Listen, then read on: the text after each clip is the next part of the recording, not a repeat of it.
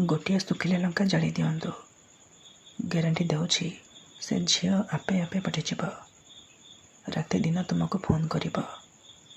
ହଁ ଦର୍ଶକ ବନ୍ଧୁ, ଆପଣ ସମସ୍ତଙ୍କର ଇଚ୍ଛା ଥିବ ସୁନ୍ଦରୀରୁ ସୁନ୍ଦରୀ ଝିଅକୁ ପଠାଇବା ପାଇଁ, ପଡ଼ିଶା ଘର ସୁନ୍ଦରୀ ଭାଉଜକୁ ନିଜ ବଶରେ କରିବା ପାଇଁ, ତା'ଠାରୁ ନିଜର ମନ ମୁତାବକ କାମ ହାସଲ କରିବା ପାଇଁ। କିନ୍ତୁ ଇଏ ଏତେ ସହଜ ନୁହେଁ। ଏଥିପାଇଁ ଆମର ତନ୍ତ୍ରଶାସ୍ତ୍ରରୁ ମୁଁ ଆଜି ଆପଣଙ୍କ ପାଇଁ ଏମିତି ଏକ ପ୍ରଚଣ୍ଡ ମହାଶକ୍ତିଶାଳୀ ବଶୀକରଣ ନେଇ ଆସିଛି। ଏହି ବଶୀକରଣକୁ ଆପଣ କରିଦେଲେ ନିଜ ପସନ୍ଦର ସୁନ୍ଦରୀରୁ ସୁନ୍ଦରୀ ଝିଅକୁ ମୁହୂର୍ତ୍ତକ ଭିତରେ ପଠାଇ ପାରିବେ। ପଡ଼ିଶା ଘର ସୁନ୍ଦରୀ ଭାଉଜଠାରୁ ନିଜର ମନ ମୁତାବକ କାମ ହାସଲ କରିପାରିବେ। କେବଳ ଆପଣଙ୍କୁ ଗୋଟିଏ ରସୁଣକୁଲା ଜାଳିବାର ଅଛି। ଏହି ବଶୀକରଣ ଏତେ ଶକ୍ତିଶାଳୀ କି ଏହାର ପ୍ରୟୋଗ କେବେ ବି ଖାଲି ଯାଇନି। ଯେଉଁ ଝିଅ ବା ବିବାହିତା ମହିଳା ଉପରେ ଆପଣ ଏହି ବଶୀକରଣକୁ ମାତ୍ର ଗୋଟିଏ ଥର ପ୍ରୟୋଗ କରିଦେବେ, ସିଏ ସେହି ସମୟଠାରୁ ଆପଣଙ୍କ ପ୍ରେମରେ ଦିବାନୀ ହେଇଯିବ। ପାଗଳୀ ପରି ଆପଣଙ୍କୁ ଭଲ ପାଇବାକୁ ଲାଗିବ। ଯେଉଁ ଝିଅ ଆପଣଙ୍କୁ ଭାଉ ଦେଉନଥିଲା, ସେ ଝିଅ ନିଜେ ଆସି ଆପଣଙ୍କ ସହିତ କଥା ହେବ ଆଉ ଆପଣଙ୍କୁ ଭଲ ପାଉଛି ବୋଲି କହିବ। ପଡ଼ିଶା ଘର ସୁନ୍ଦରୀ ଭାଉଜ ରାତି ଦିନ ଘରକୁ ଡାକିବ ଆଉ ଯାହା ଚାହିଁବେ ତାହା କରିବାକୁ ଦେବ। ନମସ୍କାର ଦର୍ଶକ ବନ୍ଧୁ, ଏସ୍ ମନ୍ତ୍ର ଚ୍ୟାନେଲରେ ଆପଣମାନଙ୍କୁ ସ୍ୱାଗତ। ଆଜିର ଏହି ଭିଡ଼ିଓଟିରେ ମୁଁ ଆପଣଙ୍କୁ ଶିଖାଇବି ଆପଣ କିପରି ଗୋଟିଏ ଶୁଖିଲା ଲଙ୍କା ସାହାଯ୍ୟରେ ଝିଅ ପଠାଇ ପାରିବେ। ଏଥିପାଇଁ ଆପଣଙ୍କୁ ବେଶୀ କିଛି କଷ୍ଟ କାମ କରିବାକୁ ପଡ଼ିବନି। କୌଣସି ପ୍ରକାର ତନ୍ତ୍ରମନ୍ତ୍ର କରିବାକୁ ପଡ଼ିବନି କିମ୍ବା କିଛି ବି ପଇସା ଖର୍ଚ୍ଚ କରିବାକୁ ପଡ଼ିବନି। କେବଳ ମୁଁ ଆପଣଙ୍କୁ ଗୋଟିଏ ବଶୀକରଣ ଶବ୍ଦ କହିବି। ଆପଣ ସେହି ଶବ୍ଦକୁ 7 ଥର ପଢ଼ିକି ଶୁଖିଲା ଲଙ୍କାକୁ ଜାଳିଦେବେ। ଏହି ବଶୀକରଣ ଶବ୍ଦଟି ହେଉଛି ମୁସଲିମ ବଶୀକରଣ ଶବ୍ଦ। ଏହି ଶବ୍ଦକୁ ଆପଣ ପଢ଼ିକି ଶୁଖିଲା ଲଙ୍କା ଜାଳିଦେବେ। ଗ୍ୟାରେଣ୍ଟି ଦେଉଛି ଯେମିତି ଆପଣ ଲଙ୍କାକୁ ଜାଳିବେ, ସେପଟେ ସେ ଝିଅ ଉପରେ ପ୍ରଭାବ ପଡ଼ିବା ଆରମ୍ଭ ହୋଇଯିବ। ସିଏ ବିଚଳିତ ହୋଇଉଠିବ। ଯେପର୍ଯ୍ୟନ୍ତ ଆପଣଙ୍କ ପାଖକୁ ଆସିନି, ଆପଣଙ୍କ ସହିତ ସମ୍ପର୍କ ରଖିନି, ସିଏ ଗୋଟିଏ ମୁହୂର୍ତ୍ତ ବି ରହିପାରିବନି। ଏହି ବଶୀକରଣ ସାହାଯ୍ୟରେ ଆପଣ ବର୍ଷ ବର୍ଷ ଧରି ଭାଙ୍ଗି ଯାଇଥିବା ପୁରୁଣା ପ୍ରେମକୁ ମଧ୍ୟ ଫେରାଇ ଆଣିପାରିବେ।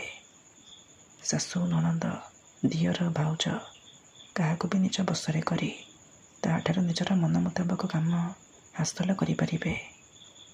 ତେଣୁ ମୋର ଆପଣମାନଙ୍କୁ ଅନୁରୋଧ କି ମନରେ କୌଣସି ଖରାପ ଉଦ୍ଦେଶ୍ୟ କିମ୍ବା କୌଣସି ଖରାପ କାମ ପାଇଁ ଆପଣ ଶୁଖିଲା ଲଙ୍କାର ଏହି ବଶୀକରଣକୁ ପ୍ରୟୋଗ କରିବେନି। କାହିଁକିନା ମାତ୍ର ଥରେ ବଶୀକରଣ ହେବା ପରେ ସେ ଝିଅ ହେଉ ବା ବିବାହିତା ମହିଳା ଆପଣଙ୍କ ଆଡ଼କୁ ଆକର୍ଷିତ ହେବାକୁ ଲାଗିବ। ହାତ ଧରି ରୁମକୁ ଡାକିବ ଆଉ ଯାହା ଚାହିଁବେ ତାହା କରିବାକୁ ଦେବ। ତେଣୁ ଏହି ବଶୀକରଣକୁ ଆପଣ ଭାବିଚିନ୍ତି ପ୍ରୟୋଗ କରିବେ। ତେବେ ଏହି ବଶୀକରଣ ବିଧି ଆପଣ କିପରି କରିବେ, ଶୁଖିଲା ଲଙ୍କାକୁ ଆପଣ କିପରି ଜାଳିବେ, ମୁଁ ଆପଣଙ୍କୁ ଶିଖାଇବି। ସମ୍ପୂର୍ଣ୍ଣ ପ୍ରୟୋଗ ବିଧି ଠିକ୍ ଭାବରେ ଶିଖାଇବି। ଜାଣିବା ପାଇଁ ମୋର ଆପଣମାନଙ୍କୁ ଅନୁରୋଧ କି ଆପଣ ଭିଡ଼ିଓଟିକୁ ପୁରା ଧ୍ୟାନର ସହିତ ଶେଷ ପର୍ଯ୍ୟନ୍ତ ଦେଖନ୍ତୁ। ଅଧାରୁ ଛାଡ଼ିକି ପଳେଇଲେ କିମ୍ବା କାଟି କାଟି ଦେଖିଲେ ଆପଣ କିଛି ବି ବୁଝିପାରିବେନି। ଆଉ ପରେ ଆପଣ କମେଣ୍ଟ କରିବେ, ଗୁରୁଜୀ ଆପଣଙ୍କର ବଶୀକରଣ କାମ କରୁନି। ତେଣୁ ଭିଡ଼ିଓଟିକୁ ପ୍ରଥମେ ଆପଣ ପୁରା ଧ୍ୟାନର ସହିତ ଶେଷ ପର୍ଯ୍ୟନ୍ତ ଦେଖନ୍ତୁ। ପ୍ରୟୋଗ ବିଧିକୁ ଠିକ୍ ଭାବରେ ବୁଝନ୍ତୁ। ତାପରେ ଆପଣ ବଶୀକରଣ କରିବା ପାଇଁ ଯିବେ। ତାପରେ ଆପଣଙ୍କର ବଶୀକରଣ 100ରୁ 100% ସଫଳ ହେବ। ବିଧିଟି ଜାଣିବା ପୂର୍ବରୁ ଆଉ ଗୋଟିଏ ଛୋଟିଆ କଥା ମନେ ରଖନ୍ତୁ। ଯେଉଁପରି ଆପଣ ଭଗବାନଙ୍କୁ ମାନୁଛନ୍ତି, ଭଗବାନଙ୍କ ଉପରେ ବିଶ୍ୱାସ ରଖିଛନ୍ତି, ନିଜର ସବୁ ଦୁଃଖ, କଷ୍ଟ, ଅସୁବିଧା ଭଗବାନଙ୍କୁ ଜଣାଉଛନ୍ତି, ଯଦି ସେ ଅସୁବିଧାର ସମାଧାନ ନହେଲା, ତା'ର ମାନେ ନୁହେଁ କି ଭଗବାନ ନାହାନ୍ତି। ସେହିପରି ମନ୍ତ୍ର ତନ୍ତ୍ର ହୁଏ, ବଶୀକରଣ କାମ କରେ, କିନ୍ତୁ ଏହାକୁ ଆପଣଙ୍କୁ ସିଦ୍ଧ କରିବାକୁ ପଡ଼ିବ।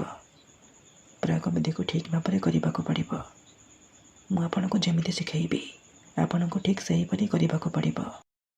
ତେବେ ଯାଇ ମୁଁ ଆପଣଙ୍କୁ ଗ୍ୟାରେଣ୍ଟି ଦେଉଛି ଆପଣ ଯେଉଁ ଝିଅ ବା ବିବାହିତା ମହିଳାକୁ ପଠାଇବାକୁ ଚାହୁଁଛନ୍ତି, ତାକୁ ଅତି ସହଜରେ ପଠାଇ ପାରିବେ। ତା'ଠାରୁ ନିଜର ମନ ମୁତାବକ କାମ ହାସଲ କରିପାରିବେ। ଠିକ୍ ଅଛି? ତେବେ ଚାଲନ୍ତୁ ଜାଣିବା ଏହି ବଶୀକରଣ ବିଧିକୁ ଆପଣ କିପରି କରିବେ। ତା ପୂର୍ବରୁ ଯଦି ଆପଣ ଆମ ଚ୍ୟାନେଲକୁ ନୂଆ ଆସିଛନ୍ତି ତେବେ ଦୟାକରି ଚ୍ୟାନେଲକୁ ସବସ୍କ୍ରାଇବ୍ କରି ପାଖରେ ଥିବା ବେଲ୍ର ଆଇକନ୍କୁ ମଧ୍ୟ ଦବାଇ ଦିଅନ୍ତୁ, ଯାହାଦ୍ୱାରା ଆମେ ଯେଉଁ ବି ଭିଡ଼ିଓ ଅପଲୋଡ଼ କରିବୁ ସର୍ବପ୍ରଥମେ ଆପଣ ଦେଖିପାରିବେ ଆଉ ତା'ର ଲାଭ ପାଇପାରିବେ। ଠିକ୍ ଅଛି, ତେବେ ଚାଲନ୍ତୁ ଜାଣିବା ଏହି ବଶୀକରଣ ବିଧିକୁ ଆପଣ କିପରି କରିବେ। ମନେ ରଖନ୍ତୁ, ଏହି ବଶୀକରଣ ବିଧିକୁ ଆପଣ କେବଳ ଶୁକ୍ରବାର ଦିନ କରିବେ। ସନ୍ଧ୍ୟା ସମୟରେ କରିବେ। ବିଧିଟି କରିବା ପୂର୍ବରୁ ଭଲ ଭାବରେ ହାତ, ଗୋଡ଼, ମୁହଁ ଧୋଇକି ଆପଣ ଗୋଟିଏ ଶୁଖିଲା ଲଙ୍କା ଆଣିବେ ଆଉ ଜାଳିବା ପାଇଁ ମାଚିସ୍ କିମ୍ବା ଡିଆସିଲି ଆଣିବେ। ଆଣିସାରିବା ପରେ ଆପଣ କ'ଣ କରିବେ, କୌଣସି ଏକ ଜାଗାରେ ଆପଣ ବସି ପଡ଼ିବେ ଯେଉଁଠାରେ ଆପଣଙ୍କୁ କେହି ଦେଖିବେନି କିମ୍ବା ଅଧାରୁ ଡାକିବେନି। ତାପରେ ଯେଉଁ ଶୁଖିଲା ଲଙ୍କା ଆଣିଛନ୍ତି ସେହି ଶୁଖିଲା ଲଙ୍କାରେ ସେହି ଝିଅର ନାମ ଲେଖିବେ ଯାହାକୁ ଆପଣ ପଠାଇବାକୁ ଚାହୁଁଛନ୍ତି। ତାପରେ ସେ ଶୁଖିଲା ଲଙ୍କାକୁ ନିଜର ସାମ୍ନାରେ ରଖିବେ ଆଉ ଆଖି ବନ୍ଦ କରିକି ସେହି ଝିଅ ବା ମହିଳାକୁ ମନେ ମନେ ଭାବିବେ। ତା'ର ମୁହଁକୁ ନିଜ ମନରେ ଭାବିବେ। ତାପରେ ୟା କରିବୁ, ୟା କରିବୁ, ୟା କରିବୁ, ଏହି ଶବ୍ଦକୁ ଆପଣ ଏହିପରି 7 ଥର ପଢ଼ିଦେବେ। ଇଏ ହେଉଛି ମୁସଲିମ ବଶୀକରଣ ଶବ୍ଦ, ୟା କରିବୁ। ଏହି ଶବ୍ଦକୁ ଆପଣ 7 ଥର ପଢ଼ିଦେବେ। 7 ଥର ପଢ଼ି ସାରିବା ପରେ ତାପରେ ଆପଣ 3 ଥର ସେହି ଝିଅ ବା ମହିଳାର ନାମ କହିବେ ଯାହାକୁ ଆପଣ ପଠାଇବାକୁ ଚାହୁଁଛନ୍ତି। ତାପରେ ସଙ୍ଗେ ସଙ୍ଗେ ସେ ଶୁଖିଲା ଲଙ୍କାକୁ ଜାଳିଦେବେ। ଯେମିତି ଏପଟେ ଲଙ୍କାଟି ଜଳିବ ସେପଟେ ପ୍ରଭାବ ପଡ଼ିବା ଆରମ୍ଭ ହୋଇଯିବ। ସେ ଝିଅ ହେଉ ବା ବିବାହିତା ମହିଳା ଆପଣଙ୍କ ପ୍ରେମରେ ଦିବାନୀ ହୋଇଯିବ। ଧନ୍ୟବାଦ।